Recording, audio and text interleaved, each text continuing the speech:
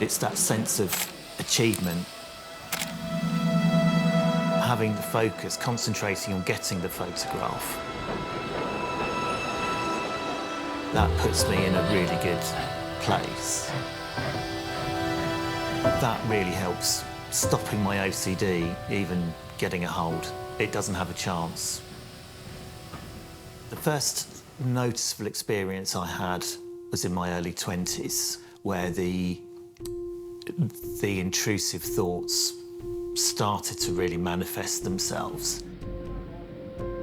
On some days, I would happily have just stayed in bed, thinking through the thoughts in the hope that I could somehow rationalise them. But there's no reasoning with OCD. It meant that I just couldn't focus on day-to-day life. So I had to find a way of stopping it.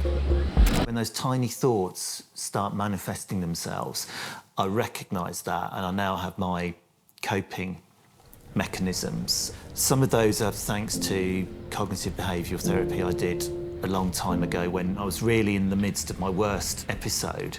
The problem was that I couldn't make it work. Now I can see the benefit of the CBT. My little phrase is, not interested, it's not important. I had a recent diagnosis for ADHD.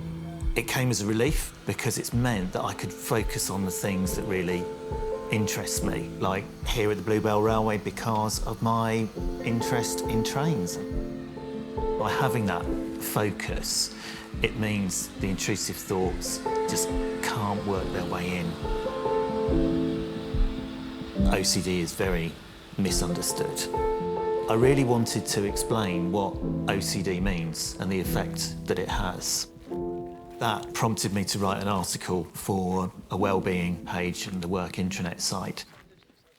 A number of people did contact me who experienced OCD themselves, and they were really interested to read the article and really glad that the article had been published to raise that awareness.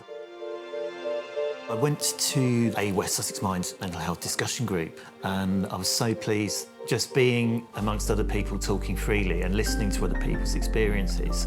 And it was just, I think, thriving off their energy because I've come away feeling quite inspired by those people there.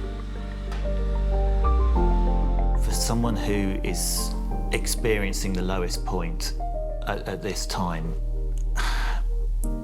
don't be critical of yourself for the way you're feeling. That is really important. I was very critical. I'm still very critical of myself now, but at that time, it just made me feel worse, and it just fed the OCD. Be kind to yourself. As horrible as it was at the time, I have come out the other side.